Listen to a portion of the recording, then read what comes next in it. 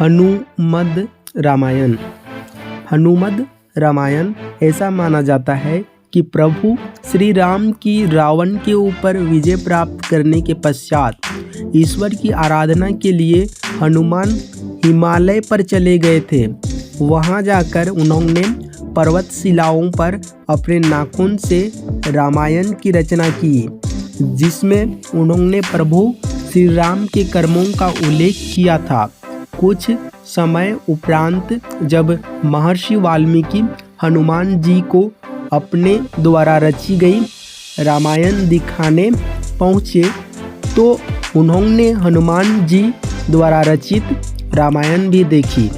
उसे देखकर वाल्मीकि थोड़े निराश हो गए, तो हनुमान ने उनकी निराशा का कारण पूछा तो महर्षि बोले कि उन्होंने कठोर परिश्रम के पश्चात जो रामायण रची है वो हनुमान की रचना के समक्ष कुछ भी नहीं है, अतः आने वाले समय में उनकी रचना उपेक्षित रह जाएगी।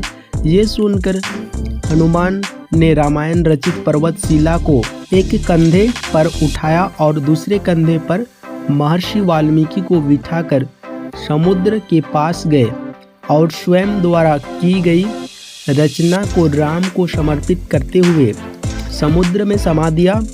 तभी से हनुमान द्वारा रचित हनुमद रामायण उपलब्ध नहीं है। तदुपरांत महर्षि वाल्मीकि ने कहा कि तुम धन्य हो, हनुमान तुम्हारे जैसा कोई दूसरा नहीं है, और साथ ही उन्होंने ये भी कहा कि वो हनुमान की महिमा का गुणगान करने के लिए एक जन और लेंगे। इस बात को उन्होंने अपनी रचना के अंत में कहा भी है। माना जाता है कि रामचरितमानस के रचयिता कवि तुलसीदास कोई और नहीं बल्कि महर्षि वाल्मीकि का ही दूसरा अवतार थे। महाकवि तुलसीदास के समय में ही एक पट्टलिका को समुद्र के किनारे पाया गया, जिसे कि एक सार्वजनिक स्थल पर टांग दिया गया था ताकि विद्यार्थी उस गूढ़ लिपि कालिदास ने गूढ़ लिपि को पढ़कर उसका अर्थ निकाल सके। माना जाता है कि कालिदास ने उसका अर्थ निकाल लिया था और वो ये भी जान गए थे कि ये पट्टलिका कोई और नहीं बल्कि हनुमान द्वारा उनके पूर्व जन्म में रची गई हनुमद रामायण का ही एक अंश है, जो कि पर्वतशिला से निकलकर जल के साथ प्रवाहित होके यहाँ तक आ गई है।